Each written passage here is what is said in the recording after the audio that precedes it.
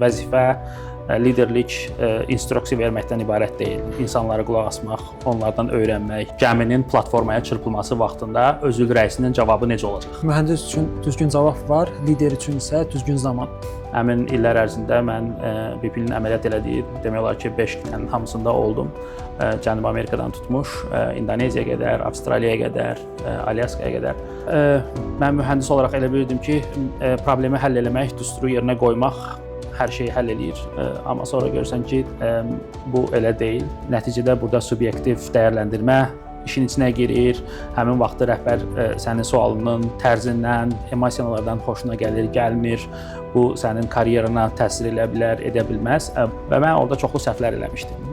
Hətta o səhvlərimdən biri mən böyük bir insidentlə nəticələnmişdi. Eyni zamanda İraq ekonomiyasının 40%-ni təşkil edir. Onlar üçün çox əhəmiyyətlidir. Onlar biz üçün tədqiqatlar aparmalılar, tədqiqatları gətirməlidirlər, biz də işlətməliyik və onlardan birbaşa dəyər almalıyıq. Problem insanlarda olmur çox vaxt. Problem olur sistemdə. Hər kəsə salam, qonağımız Elxan Bəşirovdur. Xoş gördük Elxan bəy. Çox sağ olun. Əksər insanlar, xüsusilə neft sahəsində çalışan mühəndislər sizi haqqında kifayət qədər məlumat var. Ən azı LinkedIn-dən aktiv istifadə edirsiniz və onlar sizi LinkedIn üzərindən izləyib tanış ola bilirlər. Bəs siz özünüz bilinən və ya bilinməyən tərəflərinizlə bağlı nələr qeyd etmək istərdiniz? Əlbəttə, çox sağ olun dəvətinizə görə. Ümid edirəm söhbətimiz maraqlı olacaq və faydalı olacaq. Mən Elxan Bəşirov, universiteti bitirəndən sonra BP şirkətində işləməyə başlamışam. BP-də o zaman challenge proqramı var idi. Bu challenge proqramı şəxsi inkişafımda, peşəkar inkişafımda çox ciddi rol oynamışdı. Bu proqramı bitirdikdən sonra mən dənizdə platformalarda, BP-nin əməliyyat keçirdiyi platformalarda işləməyə başladım. Həmin prosesdə buna geri addım kimi baxırdılar, amma bu mənim üçün həddindən artıq böyük bir təcrübə oldu. 23 yaşında artıq mən multinasional bir komandaya rəhbərlik edirdim. Bu komandada Böyük Britaniya tutmuş, Hindistan, Azərbaycanlılar və s. var idi. Bu inanılmaz təcrübə idi mənim üçün. Dənizdə təxminən 9-10 il əməliyyatlarda işlədim. Ondan sonra mühəndislik qrupuna rəhbərlik edirdim. Növbəti etapda mən BP-nin London ofisinə, BP-nin upstream icraçı komandasına business advisor kimi ezamiyyətə yollandım. Orada 2 il yarım işlədim. Orada şirkətin baş ofisində Britaniya elitası ilə işləmək, şirkətin icraçı rəhbərləri ilə işləmək mənim üçün çox böyük təcrübə oldu. Həmin illər ərzində mən BP-nin əməliyyat elədiyi, demək olar ki, 5 qitənin hamısında oldum. Cənubi Amerikadan tutmuş, İndoneziyaya qədər, Avstraliyaya qədər, Alyaskaya qədər. Bu ümumiyyətlə mənim qlobal təcrübəmdə, qlobal baxışlarımda çox yaxşı imkan oldu bu təcrübə. Buradan sonra mən BP-nin Orta Şərqdəki biznesinə keçdim və bu biznesdə mən İraqın Rumelia Fieldi, orada əməliyyatlara rəhbərlik edirdim. Təxminən istehsalatımız 1 milyon barel neft idi. Bu Rumelia dünyanın ən böyük ikinci rezervlarından biridir. Eyni zamanda İraq ekonomiyasının 40%-ni təşkil edir. Onlar üçün çox əhəmiyyətlidir və eyni zamanda bizim şirkət üçün çox ciddi məsuliyyətli iş idi və bu işi mənə etibar eləmişlər. 6 il ərzində bu işi gördük. Ondan sonra mən BP Azərbaycana geri döndüm. Qısa müddətdən sonra Ümid Babək şirkətinin rəhbərliyinə gətirildim. Artıq bir ildən biraz daha azdır buradayıq. Şirkətin rəhbər heyəti tamamilə dəyişib. Bu bizim investorların SOCAR və Nobel Upstream'in istəyi nəticəsində baş verir. Məqsədimiz Ümid Babək əməliyyat şirkəti beynəlxalq əməliyyat şirkəti səviyyəsinə qaldırmaqdır. Və bu transformasiya vaxtı biz nəinki şirkətin strukturunu, eyni zamanda şirkətin mədəniyyətini də ən maksimum şəkildə inkişaf etdirmək, dəyişmək istəyirik. Hal-hazırda şirkətimiz üçün, ölkə üçün ciddi əməliyyatlar aparırıq. Bizim cənub qanadında, Ümid rezervuarının cənub qanadında qazma işləri baş verir. Həmin qazma SOCAR tərixində ilk dəfədir bu kompleksdə işlər görülür. Biz bu prosesin bir hissəsi və bu proseslərə rəhbərlik edirəm. Eyni zamanda istehsalat Ümid platformasından davam eləyir. Gələcəkdə istehsalın artırması üçün ciddi proqramlar var. O proqramlar yerinə yetirilməsində, infrastrukturun yaradılmasında investorlarımızın böyük istəyi var. Məqsədimiz o proqramları ən təhlükəsiz şəkildə həyata keçirtməkdir və bu işləri görə-görə də şirkəti transformasiya eləməkdir, müsbət yöndə və dəyərlərimiz yönündə. Bu mənim peşəkar yolculuğum. O zaman dərhal mövzuya təhsil mövzusu ilə giriş eləyək. Mən bildiyim qədərilə sizin Oxford təhsiliniz var. Bu xüsusda sualı belə ünvanlamaq istəyirəm ki, gələcəkdə menecmentdə təmsil olunmaq istəyən mühəndislər üçün menecment təhsili nə qədər önəmlidir? Menecment təhsilini karyeramızda hansı rəfə qoymalıyıq və Oxford sizə xüsusilə nəyi öyrətdi bir menecer olaraq? Əlbəttə. Oxford da mən MBA eləməyə başlamışdım. Bu təcrübə çox fərqli yanaşma gətirdi mənim üçün. Yəni deməzdim ki, menecment təhsili hər kəs üçün çox vacibdir, deməzdim ki, çox mütləqdir. Daha doğrusu bu da doğru ifadə olar. Amma bu təhsil insanın öyrəndiklərini daha sürətli tətbiqinə imkan yaradır. Orada vəzifə, titul o qədər əhəmiyyətli deyil. Siz tələbəsiz, istədiyiniz sualı soruşa bilərsiniz, siz yerdəsiz. Əslində yerdə olmaq bəzən də sağlamdır. Yəni və bu şəraitdən istifadə edib maksimum şəkildə öyrənmək, maksimum şəkildə problemləri paylaşmaq və digər perspektivlərdən öz problemlərini müzakirə eləmək şansını yaradır. Bir də əsas da odur ki, məsələn, mən heç vaxt enerji sektorundan kənarda işləməmişəm. Orada problemlərə məsələn, avtomobil sektorunun yanaşması necədir, daha digər bizneslərin, bank sektorunun yanaşması necədir. Nəticədə bu bizneslər hamısı insanlardan ibarətdir. İnsanlar bu biznes və digər bizneslərdə işləyirlər, amma baxış prizmaları fərqli olur. Bu prizmalarda biz bir-birimizə nəyə öyrənə bilərik? Məncə menecment təhsili o platformanı çox gözəl şəkildə yaradır. Mühəndislər adətən texniki sistemləri idarə edir, lakin idarəçilər, liderlər, menecerlər isə insanlarla daha çox işləyirlər. Yəni bilavasitə mühəndislərlə, yəni mühəndisləri idarə edən şəxslərdir. Nəzərə alsaq ki, siz də proses mühəndisliyindən məhz menecmentə qalxmısınız. Bu karyerada, yəni mühəndislik karyerası ilə idarəçilikdə olan karyeranı qarşılaşdırsaq, sizi bu keçiddə ən çox təcrübələndirən nüanslar nələr idi? Ümumən fərqlər nədən ibarət idi xüsusilə mühəndislik karyerası və idarəçi kimi karyera? Mənim üçün öyrəndiyim ən böyük dərslərdən biri o idi ki, yəni qulaq asmağın, dinləməyin üstünlüyü, doğru sualları vermək, vəzifə, liderlik, instruksiya verməkdən ibarət deyil. İnsanlara qulaq asmaq, onlardan öyrənmək, maksimum şəkildə o psychological safety, o psixoloji təhlükəsizlik yaratmaq ki, insanlar orada özlərini rahat hiss eləyə bilsinlər ki, bərabər müzakirələr olunsun, o müzakirələrdə doğru nəticələr çıxsın. Bu xüsusilə də əhəmiyyətlidir təhlükəli sənayelərdə. Yəni təhlükəli sənayelərdə açıq danışmaq, o açıq danışmaq təhlükəsizlik mexanizmlərindən biridir. Həmin mexanizmi olmayanda artıq orada bir baryer olmur və biz daha insidentə daha yaxın oluruq. Karyeramın əvvəllərində mən mühəndis olaraq elə bilirdim ki, problemi həll eləmək, düsturu yerinə qoymaq hər şeyi həll eləyir. Amma sonra görürsən ki, bu elə deyil və bunu yaşımın gənc vaxtlarında öyrənmək mənə çox kömək elədi. Təbii ki, bu öyrənmək heç vaxt doğru, necə deyim, smooth keçmir. Yəni yol düz deyil. Orada çoxlu baryerlər var, aşağı, yuxarı gedirsən və mən orada çoxlu səhvlər eləmişdim. Hətta o səhvlərimdən biri mən böyük bir insidentlə nəticələnmişdi. O insident mənim deyərdim ki, idarəçi kimi formalaşmağımda, riski başa düşməyimdə həyati rol oynadı. Yəni o artıq mənim növbəti 20 ildəki bütün düşüncə tərzimi dəyişdi və həmin vaxtı o çox travmatik idi, amma onda artıq mən indi də platformaya gedəndə, bizim biznesin digər sahələrinə gedəndə mən onu görə bilirəm ki, insanlar səhv eləyə bilər. Əsas insanlarda deyil günah. Günah deməyim, problem insanlarda olmur çox vaxt. Problem olur sistemdə.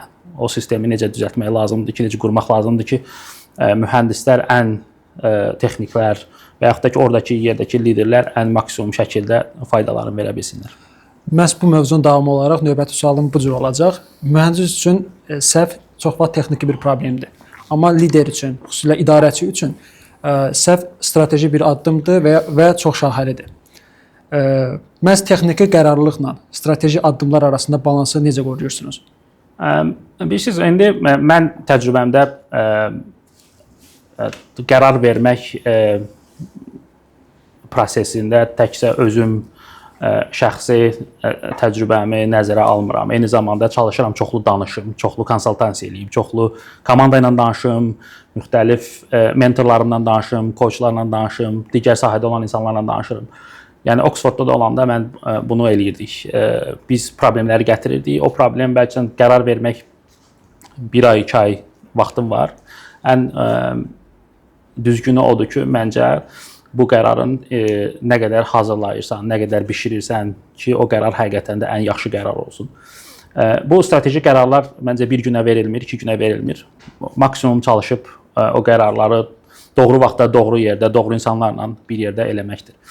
Mühəndislərdə isə məsələn flow assurance-dır, şarı boruda buraxırsan, gedir, getmir. Bu simulation-dır, bunu eləyirsən, industry practice-ə baxırsan, ondan sonra bir qərar verirsən və yaxud da ki, müzakirə edirsən. Bunlar daha texniki məsələlərdir. Bunlar daha, necə deyim, texniki nüanslardır. Amma strateji qərarlar, liderlərin qərarları, onlar daha çox vaxt tələb eləyir, daha çox bişirilmək tələb eləyir, daha çox diqqət eləyir və zamanlama və implementasiyası çox əhəmiyyətlidir. Ən azından mənim təcrübəmdə bunun belə olduğunu görmüşəm. Biz mühəndislikdən danışırıqsa mütləqdir ki, problemdən də danışmalıyıq. Problemdən danışarkən belə bir ifadə tez-tez eşidirik. Mühəndis üçün düzgün cavab var, lider üçün isə düzgün zaman. Sualı belə ünvanlamaq istərdim ki, sizin karyeranızda düzgün cavabdan düzgün zamana keçid periodu necə oldu? Bu mindset-i necə formalaşdırdınız? Və yaxud da ki, siz deyə bilərsiniz ki, düzgün cavab hər şeydir və bütün məsələlərdə kifayət edir. Yəni, bu düzgün zamanın əhəmiyyəti və düzgün cavabla qarşılaşdığında hansı nüanslar ortaya çıxır, hansı fərqlər ortaya çıxır? Yəni, bu barədə sizin qeydləriniz nədən ibarət olar? Çox sağ olun suala görə. Düzgün cavab mühəndis üçün, əgər cavab texniki olaraq düzgündürsə, burada əməliyyatlarda onun tətbiqinin zamanlaması çox əhəmiyyətlidir. Yəni, cavabın tətbiqi, cavabın həmin anda yaratdığı risklər həmin kontekstə uyğun olmaya bilər. Məsələn, qış vaxtı kompresorların təmiri. Qış vaxtı kompresorların təmirə ehtiyacı var, çünki kompresor qurğudur, onun üçün fərqi yoxdur, qış və yaxud da ki, yay. Amma kompresor qış vaxtı təmir eləyib, təmirdən sonra onun daha riski var ki, işləməsin və yaxud da nasazlıqlar çıxsın. Amma həmin kompresorun işləməsi mütləqdir, çünki ölkəyə qaz lazımdır, şəhərə qaz lazımdır, insanlara qaz lazımdır. Yəni onun zamanlaması doğru seçilməlidir. Həmin vaxtda liderlər və yaxud da sistem deyir ki, o yayda olmalıdır və yaxud da ki, yazda olmalıdır. Yəni bu çox sadə bir qərardır.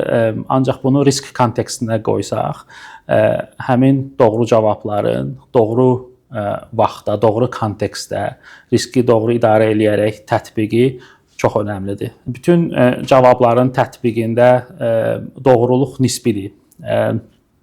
Əsas orada məqamlardan odur ki, o şirkət üçün həmin vaxtı ən yaxşı qərardırmı, ən dəyər gətirə biləcək qərardırmı, yoxsa yox. Yenə də burada liderlər və yaxud da ki, idarəçilər onu analiz edib doğru qərar verməlidirlər. Yəni kontekst burada çox əhəmiyyətlidir. Məhz bu xüsusda hansı məsələ diqqətimi çəkir? İdarəçilər və komanda. İdarəçi olaraq bəllidir ki, bir komandanız var və onlar iş mühitində sizinlə tabeçilik münasibətindədirlər. Bəs komandanızda sizin fikrinizlə razılaşmayan insanların səsləri nə qədər tanınır? Bu mədəniyyəti onlarda formalaşdıra bilmisinizmi?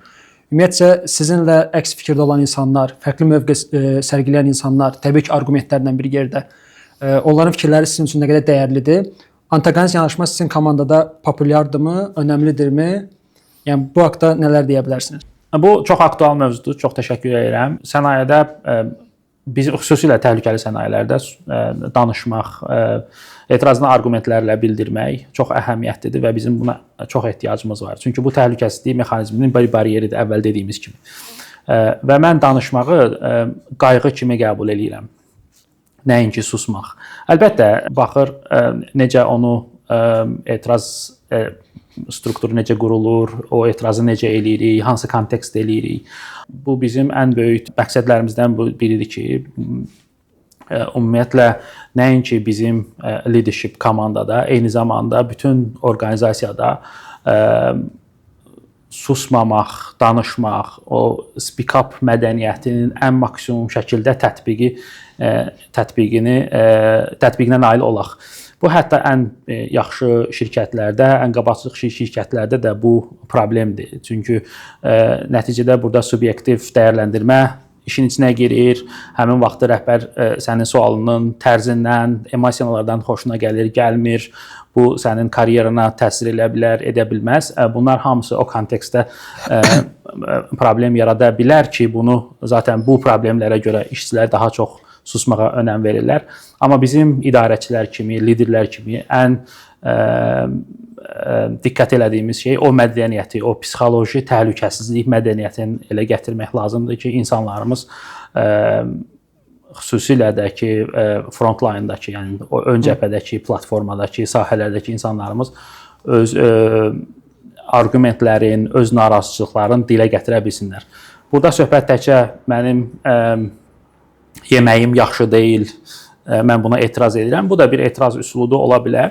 Amma əsas biz çalışırıq ki, orada texniki təhlükəsizlikdə hansı problemlər var, o problemləri biz yönləndirə bilirikmi?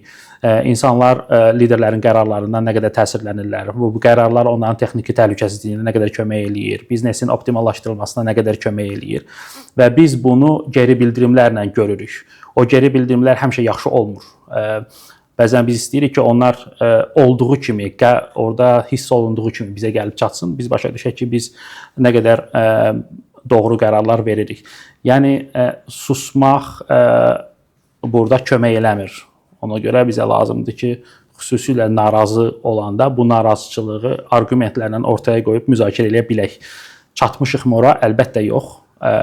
Xüsusilə Ümid Babəkdə, bizim şirkətdə, bizim maksimum bu transformasiyanın elementlərindən biridir ki, bu davranışı biz şirkətimizə gətirək. Burada söhbət bir nəfərdən getmir. Rəhbərlik olaraq biz özümüzü necə aparırıq, bizə etiraz olanda, bizim fikirlərimizə əks fikir söyləndə biz özümüzü necə aparırıq, o artıq həmin kontekstdə şirkət içində bir mədəniyyət yaradır. Yəni, həmin mədəniyyət sözlərlə yox, artıq bizim hərəkətlərimizlə yaranır. Və həmin hərəkətlər maksimum insanları dinləməyi bacarmalıdır. Yenə dediyim kimi, biz şokolad fabrikində işləmirik. Bizim işlədiyimiz sahə çox təhlükəlidir və burada insanların danışmağı təhlükəsizlik mexanizmlərinin bir parçasıdır. Ona görə biz maksimum qulaq asmağı bilməliyik. Bilmirəm, sizin sualınıza nə qədər cavab verə bildim, yoxsa yox? Düşünürəm ki, kifayət qədər əsaslandırılmış bir cavab idi.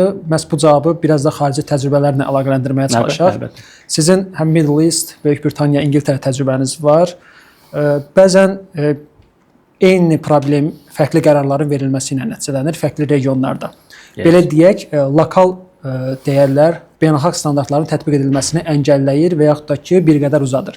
Sizin beynəlxalq təcrübənizi nəzərə alsaq, gördükləriniz və yaxud da ki, yaşadıqlarınız nədən ibarətdir? Yəni, lokal mədəniyyət beynəlxalq, qlobal mədəniyyətin tətbiq olunmasına nə qədər problem yaradır? Aydındır. Yəni, çox yaxşı, maraqlı sualdır. Məndə biraz işim haqqında danışım. Londonda işləyəndə mənim əsas işim rəhbərliyə kömək etmək idi. Yəni, onların bütün proqramlarının hazırlanması, onların iclaslarının təşkili, illik proqramların icrasında dəstəyin olması, qlobal komanda ilə işləmək. Həmin vaxtda mən BP-nin icraçı direktorunun köməkçisi, icraçı komandasının köməkçisi vəzifəsində işləyirdim və təxminən orada 2 il yarım ərzində BP-nin əməliyyat keçirdiyi bütün ölkələrdə olmuşdum. İndoneziyadan tutmuş, Alyaskaya qədər, Cənubi Amerikadan tutmuş, Rusiyaya qədər. Və biz orada, bu mənim üçün əvəz olunmaz bir təcrübə idi. Mən, necə deyərlər, şirkətin mətbəxində idim. Mən orada bütün prosesləri görürdüm. Düzdür, qərar verən deyildim, amma bu qərarların hazırlanması mexanizminin əsas parçalarından biri idi. Bu, belə demək olarsa, real-time MBA idi. Yəni, işin içində görmək, öyrənmək möhtəşəm təcrübə idi. Həmin vaxtı demək olar ki, BP Britaniyanın ən böyük şirkətlərindən biridir. Həm də bu 2 il yarım ərzində mən Britaniya elitasının içində idim. Onların davranışlarını görürdüm, onların öyrənirdim. Burada çox faydalı təcrübə oldu. Ondan sonra Middle East, Basranın çölləri, səhranın ortası, ərəblərlə işləmək və bir tərəfdən də partnyorlarımızdan biri də PetroChina idi, yəni Çinlilər idi. Yəni Anglo-Saksonlar, Çinlilər, ərəblər və bu kontrast Londonun mərkəzindən İraqın çöllərinə, oradakı heç bir icra mexanizmi olmayan bir şəxsdən birdən-birə bu belə məsuliyyətin içinə girmək mənim həyatımda bu çox dəyərli öyrənmək oldu və bu şirkətin zaten bu inkişafdakı məqsədi də o idi. Yəni müxtəlif işlərə cəlb etmək, o işləri cəlb etməklə liderlərin öyrənilməsi bu həqiqətən də inanılmaz təcrübə idi mənim üçün. Middle East-də işləyəndə bizim komandada dünyanın demək olar hər tərəfindən adam var idi. Biz deyirdik ki, həmin vaxtı Rusiya-Ukrayna müharibəsindən qızğın vaxtları idi. Amma bizim komanda ruslar da var idi, Ukraynalılar da var idi, Amerikalılar var idi, İndoneziyalılar var idi. 70-dən yaxın ölkənin adamlarıyla bir yerdə, yəni 4-5 il eyni komanda ilə işlədik. Sonra komanda biraz daha dəyişdi. Amma biz bu komanda ilə ən yaxşı nəticələrə gəlib çatmışdıq. Yəni normalda 2-3 il işləyirsən, ondan sonra vəzifə dəyişilir, amma orada mən 6 il işləyəsi oldum və bu 6 il ərzində biz Covid vaxtında keçirtdik. Covid vaxtı neftin qiymətləri bilirsiniz mənfiyə düşmüşdü. Nefti stoklamağa yer tapa bilmirdik və s. Yəni bütün bu çətinlərin içində bir işləmək, o məsuliyyəti götürmək mənim üçün çox öyrənmək imkanları açılırdı. Eyni zamanda da işi yerinə yetirməyə çalışırdıq. Sizin sualınızdakı bu lokal kontekstdə necə tətbiq eləmək olar? Ümumiyyətlə, fərqli mədəniyyətlər tamamilə, məsələn, Britaniyalılar, onlar sənin vəzifəndən asılı olmayaraq o suallarını sənə verəcəklər. Onlar razı deyirlərsə, onlar sizinlə danışacaqlar, öz necə deyim, narazılıqlarını sizinlə danışacaqlar, razı deyirlərsə eləməyəcəklər və s. Təbii ki, ən yaxşı şəkildə. Amma Basrada elə deyildi. Məsələn, Basrada o sizinlə razılaşmırsa, çox da vaxtı yoxdur sizinlə müzakirə eləməyə. O deyir, okey, gedək eləyək. Böyük ehtimalda eləmir və bu sizin bundan xəbəriniz olur və yaxud da olmur. Ondan sonra başlayırsınız məsələn müzakirə eləməyə ki, biz razılaşmışdıq, amma iş görülmədi. Yəni mənim yadımdadır, İraqda olanda bizə deyirdilər ki, okey demək, yəni oldu demək, razılaşmaq əlaməti deyil.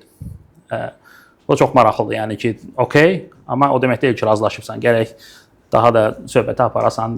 Bu kontekstdə, yəni mədəniyyətlərin fərqləri, o fərqlərdə çıxan üstünlüklər, onlarla bərabər işləyib şirkətin öz kültürünü yaratmaq, bu çox vacibdir.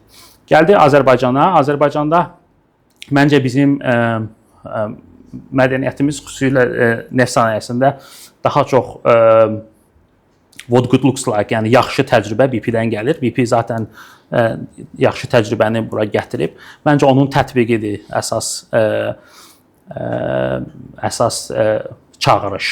Onu biz nə qədər tətbiq eləyə bilirik, onu nə qədər sistemli tətbiq eləyə bilirik, onu nə qədər öz işimizdə görə bilirik. Məncə bizim ən böyük challenge-larımızdan, yəni çağırışlarımızdan biri o ola bilər ki, doğrusunu desək, bizim rezervlər Middle East-dəki kimi deyil. Biz daha limitliyik, bizim istehsalımız o qədər deyil. Biz maksimum effektiv olmalıyıq. Bizdəki bürokrasiya maksimum optimallaşdırılmalıdır. Necə edək ki, komanda olaraq o optimallaşdırılmış administrativ effektivliyi tapa bilək və bu effektivlik nəticəsində şirkəti idarə edə bilək və yaxud istehsalı təmin edə bilək. Çünki bu effektivlik eyni zamanda biznesin optimallaşdırılmasıdır. Biznes nə qədər optimal olsa, o qədər də cost, yəni xərclər optimal olacaq və bu birbaşa barrela neftin qiymətində necə deyim, marjina təsir edəcək. Bəli. Basra, neft, əməliyyatlar və risk. Riskləri idarə etmək üçün ilk öncə o riskləri anlamaq, dərk etmək lazımdır. Bir rəhbər bütün riskləri anlaması nə dərəcədə realdır? Ümumiyyətcə, rəhbər şəxs sahədə olan bütün riskləri anlamırsa, dərk etmirsə, o bu risklərə görə məsuliyyət daşımalıdırmı? Başqa sözlə, siz öz təcrübənizdə, öz əməliyyatlarda idarəçilik zamanı bu riskləri tam anlamaq, dərk etmək üçün sahədəki risklərdən təbii ki, söhbət gedir. Hansı kanallardan, hansı metodlardan istifadə edirsiniz? Çox sağ olun. Digər çox yaxşı sual. Risk bizim sənayemizin ən kritik mövzusudur və ən kritik proseslərindən biridir. Hal-hazırda biz Ümid Babəkdə, UBOK-da biz başlamışıq risk prosesini yenidən nəzərə keçirməyə. Məqsəd burada boşluqların tapılmasından daha çox ümumiyyətlə hazırda sahədə və yaxud da ki, proseslərdə hansı riskləri daşıyırıq və bu risklər hansı nəticələrə gətirib çıxarda bilər, bunları başa düşməkdir. Bunun özünün bir prosesi var sənayədə, yəni yerinə oturulmalıdır, yəni işləyən bir proses olmalıdır və bu prosesi qurmağa çalışırıq. Və burada biz liderlər olaraq məsuliyyətimiz həddindən artıq böyükdür. Öncədən də dediyim kimi, bizim nə dediyimizdən daha çox işi necə görməyimiz, hərəkətlərimiz, davranışlarımız orqanizasiyaya, insanlara və həmin mədəniyyətin formalaşmasına rol oynayır. Dediklərimiz yox, yəni hərəkətlərimiz. Mənim lider olaraq şirkətin bütün risklərindən xəbərim olmalıdır, olmalı deyil. Heç bir mənə sürpriz olmamalıdır. Yəni mən sürpriz görməməliyəm. Və bu prosesə necə başa gələcək, bu mənim özümdən asılıdır. Mən bunu risk prosesinin idarə olunmasının bir parçası kimi görürəm. Bu risklərin idarə olunmasında biz hansı standartları tətbiq edirik, hansı mədəniyyəti yaradırıq, bu da çox əhəmiyyətli rol oynayır. Xüsusilə də söhbət sahədəki risklərdən gedir. Siz bilirsiniz ki, Xəzər dənizində də, dünyada da, sənayedə çox ciddi hadisələr baş verib. Məsələn, BP şirkətinin Meksika körfəzində Deepwater Horizon insidenti, orada təxminən bu şirkətə 60 milyard dollara başa gəldi. 11 nəfərin ölümü ilə nəticələndi. Sonra illər sonra Xəzərdə olan hadisələr təəssüf ki, insanların ölümü ilə bizneslərə ciddi təsirlə yadda qaldı. Bu çox asandır ki, bəzən istehsalat, nə qədər qaz istehsal eləmişik, nə qədər maddi vəsait daxil olub şirkətə, bunlara çox fokus olanda təhlükəsizlik və yaxud da risklər arxa plana keçə bilir. Yəni dediyim kimi, bu təhlükəli sənayedir. Təhlükəli sənayedə bizim davranışlarımız, yəni təhlükəsizliyin nə qədər əhəmiyyətli olması bizim davranışlarımızın fonunda o kültür formalaşır. Ümid Babəkdə bu risklərin təyin olunmasında mən yaxından iştirak edirəm. Bizim komandanın o prioritetlərindən biridir. Çalışırıq SOCAR-ın təcrübəsinə də baxaq, eyni zamanda BP-dən də müəyyən öyrənimlər edək və bunu ən praktiki şəkildə tətbiq etməyə çalışaq. Burada o şeytan detallardadır. O detalların nə qədər tətbiqi, onlar çox əhəmiyyətlidir. Çalışırıq ki, bu iş kağızdan çox, yazıdan çox praktikada əməl olunsun. Yəni insanlar onları hiss eləsinlər ki, artıq biz sahədə olan ən kiçik insidentləri belə şəffaf şəkildə çıxarda bilirik, müzakirə eləyə bilirik və onlardan öyrənə bilirik. Yəni böyük insidentlər çox vaxt birdən-birə baş vermir. Onlar kiçik insidentlərin davamı olur. Həmin o kiçik insidentlər biz öyrənmək prosesimiz, onların şəffaf şəkildə report olunması, öyrənmək o risk prosesinin bir parçasıdır. Mənim bu şirkətdə də ən əhəmiyyət verdiyim elementlərdən biridir, prioritetlərdən biridir. Əməliyyatlar, insident, risklərdən danışırıqsa daha bir anlayış ortaya çıxır, texniki prosedur. Texniki prosedur real əməliyyatlarda hər zaman keçərlidirmi, hər zaman qüvvədədirmi və işə yarayırmı? Yoxsa bəzən daha instinktiv davranışlar, yəni insanlara güvən ön plana çıxmalıdır. Təbii ki, bunlar bir-birini inkar eləmir. Texniki prosedur və insan əməyi, insan diqqəti, insan reaksiyası. Bunlar bir-birini daha çox tamamlayır. Əgər bir qərar saniyələr içərisində verilməlidirsə, adətən iki variant ortaya çıxır. Ya rəhbər birbaşa olaraq bu qərarı özü verməlidir və yaxud da ki, doğru qərarın verilməsi üçün şərait yaratmalıdır. Təbii ki, bu şəraitin yaradılması saniyələr içində olmur, illərə dayanan bir mədəniyyət tələb edir. Məhz siz bu mədəniyyəti, bu zənciri qurulması üçün hansı addımları atırsınız və yaxud da ki, gələcəkdə nələr etməyi düşünürsünüz? Çox sağ olun sual üçün. Prosedurların tətbiqi, o prosedurların olmağı, onların reallığı nə qədər əks etdirmək çox aktualdır və biz sənaye olaraq mən inanıram ki, biz hələ də çox yol qət etməyə ehtiyacımız var. Məsələn, bizim sənaye ilə hava nəqliyyatı sənayesini müqayisə eləsək, onlarda o prosedurların tətbiqi, onların sadəliyi həddindən artıq yaxşıdır. Məsələn, bu onlar nədə əks olunur? Oradakı insidentlərin sayında hal-hazırda hava nəqliyyatı ilə uçuşda insidentin baş vermə ehtimalı həddindən aşağıdır. Amma platformada insidentin baş verməsi neft platformasında daha çoxdur.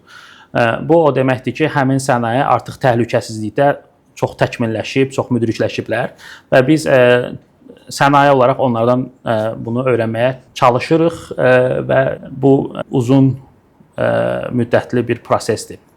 Qaldı ki, həmin instinktiv qərarların verilməsi, instinktiv qərarlar nə qədər prosedurlara uyğun olur, olmur. Onlar hamısı şirkətin içindəki həm kültürlə, eyni zamanda kompetensi, yəni ki, səriştəlliklə birbaşa bağlıdır. Bəli. Hər zaman kağıza baxmaq imkanımız olmur. Hər zaman bütün sualların cavabı prosedurlarda deyil. Bunu necə tənzimləmək lazımdır? Bu öyrənmək prosesidir. Ümid Babəkdə bizim prosedurların olub-olmamağını hal-hazırda biz bir proqram şəklində yenidən baxırıq və bu prosedurlar nə qədər praktikdir, onlara bu ilki planımızda var, onlara yenidən baxmaq. Məqsəd orada odur ki, işlətdiyimiz olan prosedurlar həqiqətən də işlək olsun. Yəni o operatorun əlçatanlığı olsun, mühəndisin əlçatanlığı olsun və onlar oradan praktiki faydanı götürə bilsinlər. Pilot təcrübəsindən asılı olmayaraq hər zaman təyyarəni işə salmamışdan qabaq checklisti var, ona baxır. O fərqi yoxdur, 100 dəfə uçub və yaxud da ki 1 milyon dəfə uçub. Həmişə o checklist olur. Bəli.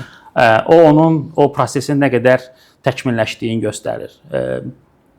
Bizim də istədiyimiz odur ki, bizim operatorlarımız həmişə, hər zaman o prosedurlara baxsınlar. Bu biraz da təbii prosesdir. Çünki o proseslər kompleks, uzun olanda, işlək olmayanda o təbii olaraq oradan istədiyi dəyəri götürmür və onu işlətməməyə başlayır. Təbii olaraq. Bəli. İndi bizim məqsədimiz odur ki, o prosedurlar həm ən işlək şəklində olsun, həm ən sadə şəkildə olsun, eyni zamanda o davamlı inkişaf eləyə bilsin. Qaldı ki, insidentlər vaxtı onlara biz necə cavab veririk və s. Bunların özlərində yəni praktikası var. Məsələn, onlara deyirik tabletop exercise'lar. Bir insidentləri simulyasiya edirik. Bu simulyasiyalarda vaxtaşırı, məsələn, həftədə bir dəfə bir insident üzrə simulyasiya olunur. O simulyasiyada tutaq ki, gəminin platformaya çırpılması vaxtında özül rəisinin cavabı necə olacaq? Sualı tamamlasaq, prosedurlar bizim sənayedə çox önəmli rol oynayır. Onların nə qədər işlək olması, nə qədər dəyər gətirməsi bizim sənayedəki özümüzdən asılıdır və bu bizim marağımızdadır ki, onlar maksimum şəkildə istifadə olunsun, yenilənsin və bu yeniləmə prosesi hər kəs tərəfindən sahiblənsin. Yəni xüsusilə mühəndislər və ön cəbhədəki texniklər tərəfindən, ön cəbhədəki liderlər tərəfindən sahiblənsin. Yoxsa o bir kağız parçası kimi şkafda qalacaqsa, heç kim ondan istifadə eləməyəcəksə, biz çox böyük risk daşıyırıq həmin şirkət üçün və yaxud da öz şirkətimiz üçün. Bizə lazımdır ki, həmin texniklərimiz, mühəndislərimin o prosedurların işlək olmasından əmin olsunlar. Bu xüsusda tez-tez eşitdiyimiz bir ifadə var, safety first. Amma bu qulağa xoş gəlsə də bəzən reallıq əksini deyir. Ən azı real əməliyyatlarda biz bunun şahidi oluruq. İstehsalata qoyulan tələblər, istehsalat davamlılığı və təhlükəsizlik arasında seçim etmək çətinləşir. İlk baxışda hər şey aydındır. Yəni safety first, hər yerdə bu yazılıb, biz bunu bilirik. Amma sualı belə ünvanlamaq istəyirəm ki, sizin real əməliyyatlarda, xüsusilə misal üçün Basrada belə bir hal yaşanıbmı? İstehsalata qoyulan davamlılıqla təhlükəsizlik arasında seçim etmək kimi bir vəziyyət yaransın və əgər belə bir vəziyyət yaranıbsa, siz seçiminiz hansı istiqamətdə olub, hansı addımları və hansı mövqeyi sərgiləmisiniz? Çox sağ olun sual üçün. Safety first, yəni təhlükəsizlik birincidir. Bu bizim sənayenin ən prioritet elementlərindən biridir. Nəyə görə danışdığımız kimi sənayemiz təhlükəli sənayedir. Bu sənayedə çoxlu hadisələr baş verir. Bu hadisələr şirkətlərə milyonlar və yaxud da insan həyatı və yaxud da ki, böyük təbii fəlakətlərlə nəticələnə bilir. Yəni bu kontekstdə ümumiyyətlə o kültür, o mədəniyyət formalaşmalıdır ki, insanlar təhlükəsizliyi sözün həqiqi mənasında anlasınlar. Bu anlayış hansı mexanizmlərlə otuzdurula bilər və yaxud da otuzdurulmalıdır? Bu riskin qiymətləndirilməsi, yəni gündəlik əməliyyatlarda olsun, biznesin təbii proseslərində olsun, bu risklərin anlaşılması, o proseslərin yerində olması əslində safety first deməkdir. Bəzən bu risklərə şirkətin və yaxud da ki, həmin orqanizasiyanın nə qədər tolerant olub-olmamağı sual altında ola bilər. Bunlar prosedurlarla da tətbiq oluna bilir. Yenə deyirəm, əsas orada bu prosedurların necə yazılmasından daha çox onun tətbiqi çox əhəmiyyətlidir. Yəni biz risklərin qiymətləndirməyi, riskləri anlamaq daha prioritet olmalıdır. O prioritet olandan sonra artıq qərar vermə mexanizmi nisbətən növbəti etapda daha rahat şəkildə həll olunur. Real biznesdə əlbəttə bəzən qərar vermək lazımdır və bu qərar vermək hər hansı bir riskin götürülməsi ilə nəticələnə bilər.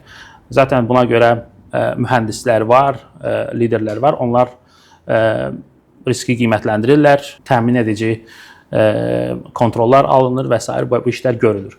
O proses risk management prosesi, riskin idarə edilmə prosesi şirkətin içində nə qədər işləkdir, nə qədər realdır. O əslində safety first, təhlükəsizlik birinci məsələdir, içindədir. Yəni əgər o proseslər işləyirsə, demək ki, safety həqiqətən firstdir. Həqiqətən safety birincidir. Yox, əgər bu proseslər işləmirsə, bu ancaq dildədirsə, biz ancaq bunu təqdimatlarda eləyiriksə, bu işləməyən proses həqiqətən də problemdir. Bizim əsas məqsədimiz UBOK-da bunu açıq danışa bilməyimizdir. Tutaq ki, mühəndis bu mövzunu platforma özül rəisi ilə rahat danışa bilməlidir ki, bugün mən onu gördüm, proses yaxşı tənzimlənmədi, prosedura uyğun işi aparmadıq. Bunu necə biz müzakirə edək və necə bundan öyrənək. O proses işləyirsə, demək ki, artıq safety bizdə first. Yox, əgər o işləmirsə, sadəcə özül rəisi platformaya gələndə hamıya instruksiya verirsə ki, təhlükəsizlik bizdə bir növbəlidir, amma onu gündəlik həyatında tətbiq eləmirsə, bu demək ki, ancaq sözdədir. Bizim məqsədimiz ikinci level, üçüncü levela keçməkdir.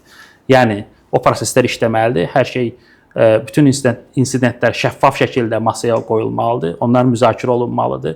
O müzakirə nəticəsində biz ondan öyrənməliyik, başqalarını günahlandırmadan sistemi inkişaf elətdirməliyik və proses, yəni riskin idarə edilməsi prosesi işləyəndə artıq safety first olur. Söhbətin əvvəlində də qeyd etdiniz ki, sizin beynəlxalq təcrübəniz daha çox enerji sferası ilə bağlıdır. Enerji transformasiyası özlüyündə həm mədəniyyət dəyişikliyi, həm texnoloji dəyişiklik, həm biznes modellərinin dəyişməsi deməkdir. Bunu kimlərsə maneə kimi gördüyü halda, bəlkə də bu kimlərsə üçün bir fürsətdir. Məhz liderlər perspektivindən baxsaq, liderlər üçün və şirkətlər üçün enerji transformasiyası hansı gələcəyi vəd edir? Sizin gözləntiləriniz nədən ibarətdir? Çox aktualdır, eyni zamanda fəlsəfi sualdır. Məncə burada cavablar hələ də tam dəqiq tapılmayıb, mən belə fikirləşirəm. Çünki mən BP şirkətində işləyəndə bizim strategiyamız 2019-2020-ci illərdə dəyişdi və biz neftdən çıxıb yenilənəbilir enerji şirkətinə çevirmək üzərində strategiya qurulmuşdu. Hətta biz neft şirkəti brendindən enerji şirkəti brendinə keçdik və bu rəsmiləşdi. Mən məsələni belə görürəm. Neft və qaz şirkəti kimi indi Ümid Babək şirkətində bizim məqsədimiz rezervuarda olan bütün qaz molekullarını çıxardıb, emal edib və ən təhlükəsiz şəkildə müştəriyə çatdırmaqdır. Bu öz-özlüyündə çox ciddi və kompleks bir prosesdir. Bu proses biz əgər optimal şəkildə, ən təhlükəsiz şəkildə görə biliriksə, demək ki, böyük bir suala cavab vermiş oluruq. Böyük bir problemi həll eləmiş oluruq. Çünki həmin prosesdə çoxlu problemlər baş verir. O problemləri biz davamlı olaraq gündəlik, həftəlik, aylıq və yaxud illərlə onların üzərində işləyirik və onları həll eləməyə çalışırıq. Və burada biz o problem solving capability, yəni problemləri həll etmək mexanizmləri gəlişir. Və bu problem fərqi yoxdur. İndi neft sənayesindədir, maşınqayırma sənayesindədir və yaxud da ki, digər sənayələrdədir. O kültür olandan sonra bunun texniki hissəsini texniki mühəndislərlə bərabər işləyib həll etmək olar. Amma o kültür, o mədəniyyət, o proseslərin işlənilməsinə nail olmaq, o təcrübəyə malik olmaq bu hər tərəfdə tətbiq oluna bilən, müəyyən dəyişikliklərlə tətbiq oluna bilən prosesdir. Zaten bu MBA proqramlarında da müxtəlif sənayedən gələn insanların bir stol ətrafında oturub müzakirələr etməyi bir-birlərindən onu öyrənmək məqsədi daşıyır. Məsələn, hava sənayesindən, nəqliyyat sənayesindən gələn və yaxud da bank sektorundan gələn və yaxud da investment sənayesindən gələn insanların bir problemə fərqli yanaşmalar olur, yanaşma tərzləri olur. Bəziləri daha təhlükəsizlik perspektivindən baxırlar, bəziləri daha səmərəlilik pəncərəsindən baxırlar və burada balans hardadır? O balansı necə qurmaq lazımdır? Bu problemə həll yönlərini müəyyən eləməkdə rəhbərlərə kömək eləyir. İndi həmin problemlərin həlli necə olur? O insanları, o mədəniyyəti necə qururuq? Fərqi yoxdur. Bunu enerji sənayesində və yaxud da ki, digər sənayelərdə tətbiq etmək mümkündür. Yəni, sualınızın cavabını deyə bilərəm ki, mühəndislərin və yaxud da ki, peşəkarların davranışları, öyrənmək qabiliyyətləri, işə olan münasibətləri, o çox əhəmiyyətlidir. Qalan texniki məsələlər öyrənilə bilər və onları başqalarından kömək olaraq da kömək də ala bilərik. Yəni, məsələ o deyil ki, biz hər şeyin cavabını özümüz bilməliyik. Əlbəttə, bir proses mühəndisi neft sənayesində müxtəlif səriştələrə sahibdir. O bəlkə külək enerjisində işləməyəcək. Amma orada ortaq, məsələn, risklərin idarə edilməsi, hər ikisi tərəfdən riskləri idarə etmək prosesi, mexanizmi eyni ola bilər. Yəni, o skill seti ora apara bilər, digər texniki məsələləri öyrənə bilər. Bəlkə texniki olaraq keçid daha çətin ola bilər, amma rəhbərlik tərəfdən keçid inanıram ki, daha rahat ola bilər. Hətta mən fikirləşirəm ki, faydalı ola bilər. Biz xarici şirkətlərdən, xarici təcrübələrdən danışırıq. Mütləqdir ki, sistem və mədəniyyətlər arasında fərqlərdən də danışmalıyıq, bunu vurğulamalıyıq. Müəssisədə biz hər hansı bir qayda pozuntularını və yaxud da ki, bu qəbildən olan digər məsələləri sistem vasitəsilə tənzimləyə bilərik. Lakin komanda müəssisə daxili güvən, etibar zədələnərsə, bunu bərpa etmək çox çətin olur və uzun illər alır. Bir sistem müəssisə daxilində işləyə bilər, amma bu sistemə güvənmək dərin bir mədəni bağdan irəli gəlir. İllərdir müxtəlif şirkətlərdə, beynəlxalq əməliyyatlarda hər hansı bir mədəniyyətin bir parçası olmusunuz. Amma bugün bu mədəniyyəti siz özünüz qurmalısınız və bu mədəniyyəti quran zaman, bunu reallaşdıran zaman əsas meyarlarınız, prinsipləriniz nədən ibarətdir? Dəyərlərdən başlayaq. Fundamental dəyərlər məncə hər tərəfdə eynidir. Komanda olaraq işləmək, düzgünlük, şəffaflıq, işlər ərzində bir-birimizə hörmət etmək, peşəkarlıq, bütün bu dəyərlər əslində fərqi yoxdur. Bizim şirkətdə və yaxud da digər şirkətlərdə və yaxud da ki, neft sənayesində, qaz sənayesində, digər şirkətlərdə. Əsas məsələ budur ki, bu dəyərlər həqiqətən də işləyirmi? Biz Ümid Babək şirkətində çalışırıq ümumiyyətlə bütün qərarlarımızı bu dəyərlər prinsipinə bağlaya bilək. Bu dəyərlər bizə kömək eləsin ki, biz necə işləyirik. Bunu necə edəcəyik, necə etməyə çalışırıq? Bu tək mənimlə bağlı deyil, bu bütün komanda işidir. Bu doğrudan da komandanın, rəhbərlərin işidir və biz bunu hər iclaslarımızda, hər toplantılarımızda müzakirə eləyirik. Səhvlər olur, səhvlər olacaq və məqsəd burada səhvlərdə insanları günahlandırmaq deyil, çalışırıq. Təbii olaraq insanlarda instinktiv olaraq səhv olanda kim elədi sualını verməyə çalışırıq. Bu aydındır, amma burada daha çətin sual və yaxud da daha çətin müzakirə insandan keçib sistemə baxmaqdır. O sistem heç kim işə gəlib mən bu gün gedim pis iş görüm niyyəti ilə gəlmir. Təbii ki. Və yaxud da ki, hamı istəyir ki, gəlsin işdə ən gözəl şəkildə dəyər qatsın, sonra evə getsin. Bu proseslərdə bizim idarəçilər olaraq işimiz odur ki, o prosesi öz təşkilatımızda quraq. Və bu bir günlük proses deyil, amma bizim dəyərlərimiz, hal-hazırda qoyduğumuz dəyərlər, onlar bizim üçün fundamental şəraiti yaradacaq. İndi məsələ odur ki, biz bunu nə qədər gündəlik həyatımızda tətbiq etməyə çalışırıq və bu gündəlik davranışlarımızda nə qədər buna əməl etməyə çalışırıq. Əlbəttə, bəzən səhv edirik. Bəlkə də bu səhvlər olmasaydı, biz həm də ondan öyrənməzdik. Burada məqsəd odur ki, bilərəkdən səhv eləməyək. Yəni, bizə o niyyət səhv etmək olmamalıdır. Niyyət işi görmək olmalıdır. İş görülən vaxtda səhv etmək olar. Və bu tamamilə normaldır. Bizim mədəniyyətimiz onu deyir ki, biz çalışıb o səhvlər üzərində heç kimi günahlandırmadan onu öyrənək. Amma məqsəd bilərəkdən səhv etmək, bilərəkdən zərər vurmaq, bu artıq ciddidir. Bizim şirkətdə sözün açığı mən indiyə qədər bu halına rastlaşmamışam və nə gözəl ki, yoxdur. Amma ola bilər və biz məqsədli olaraq komanda rəhbərliyi kimi məqsədimiz odur ki, səhvlər olur, biz bunlardan öyrənməliyik. Amma bilərək olunan səhvlər, şirkətə, bir-birimizə bilərək olunan səhvlər bağışlanılmazdır və bu ən ədalətli şəkildə cavablandırılmalıdır. Sizin təhsil keçmişinizi nəzərə alaraq, xüsusilə rəhbər şəxs həm də tələbə olduğunuz nüansları nəzərə alsaq, universitet sənaye əlaqələri ilə bağlı növbəti sual gələcək. Ötən buraxılışda Rüfət Əzizov qeyd elədi ki, sənaye universitetə güvənmir və bunun əvəzində digər şirkətlərlə işləməyi üstün tutur. Bunun da məntiqli, əsaslı səbəbləri var. Fürsət düşmüşkən sizin özünüzdən cavabı alaq. Sənayedə rəhbər olan bir şəxs kimi nə üçün universitetə güvənmirsiniz? Yəni, əsas problemlər nədən qaynaqlanır və siz problemin həllini nədə görürsünüz? Nə üçün biz universitet və sənaye əməkdaşlığının nümunəvi şəkildə bir məntiqi bir işin bazarda görmürük?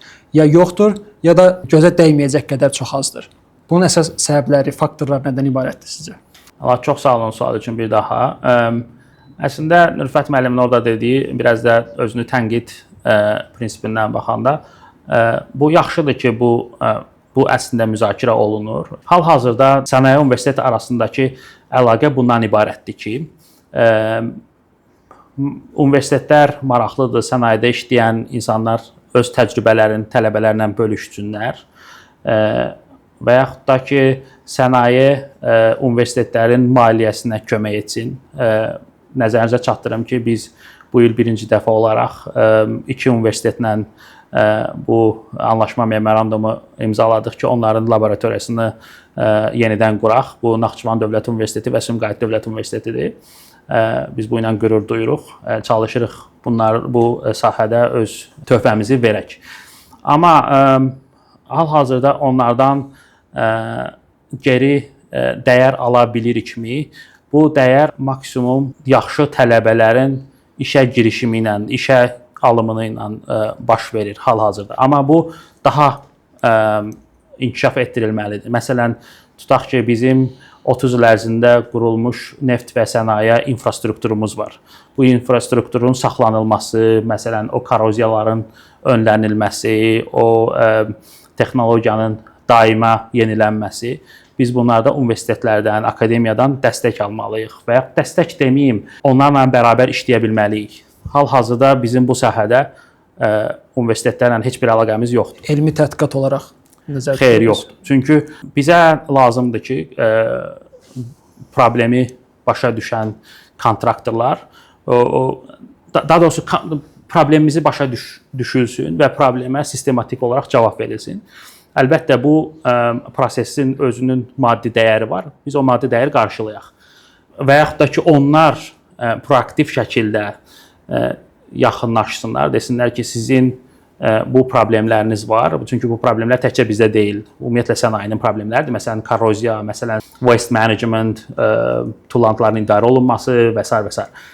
bunlarda olunan yeni tədqiqatların bizə tətbiqi, o tətbiqdə onların araşdırılmasının bizə necə kömək edə bilər və s.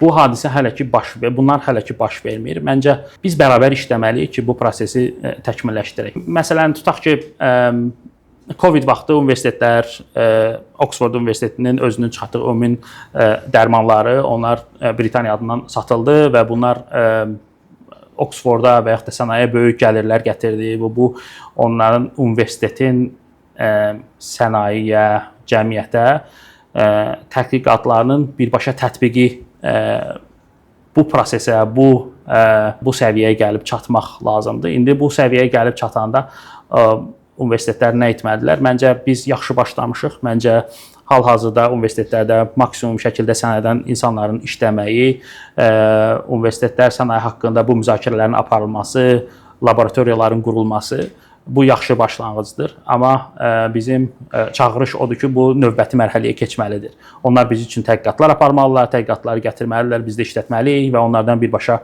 dəyər almalıyıq. Məsələn, digər bir mövzu ola bilər siber təhlükəsizlik. Bu yeni mövzudur, bu çox tədqiq olunur. Böyük bir investisiya da müəyyən səviyyədə lazım deyil, amma universitetlərin burada tədqiqatı, sənayədə tətbiqdən sonra yanıla biləcək problemlərin həlli və s. onlar da universitetlərin arasında çox işləyə bilərik. Bu növbəti mərhələlər baş verməlidir. Mən məsələyə optimal baxıram. Məncə yaxşıdır ki, Azərbaycanda ən böyük universitetlərdən birinin rektoru bu haqda danışır. Bu bizi ikinci mərhələyə, üçüncü mərhələyə aparacaq ki, artıq o əlaqələr daha etibarlı şəkildə qurulsun və bu təbii şəkildə inkişaf eləsin. Və son olaraq bütün danışdıqlarınız və danışmadığınız nüansları ümumiləşdirsək, mühəndislərə, xüsusilə idarəçi olmaq istəyən mühəndislərə məsləhətiniz və ya da ki, təklifiniz nələrdir? İşləməkdən qorxmasınlar, səhv etməkdən də qorxmasınlar. Karyera düz xətt deyil. Bəzən geri addımlar kimi görünən dəyişikliklər gələcəkdə adama, bu peşəkarlara daha çox kömək edə bilər. Əsas odur ki, nəticə yönümlü olsunlar, nəticələri daşımağı bacarsınlar və ən sonunda da deyərdim ki, doğru insanlarla maksimum şəkildə işləməyə həvəs göstərsinlər. Bir də kömək istəməyi də çəkinməsinlər. Bəzən biz, bəlkə biraz mədəni məsələdir, kömək istəmək yaxşı şeydir. Kimdənsə danışmaq, məsləhətləşmək, kiməsə mənə karyeramda kömək et demək, bunlar bəlkə 10 dəfədən 5-ində alınacaq, 5-ində alınmayacaq. Ən azından 5-ində alınacaqsa bu çox gözəldir. İnsanlar kömək istəməyə, nəticə əldə etməyə, səhvlərdən öyrənməyə çəkinməməlidirlər. Belə.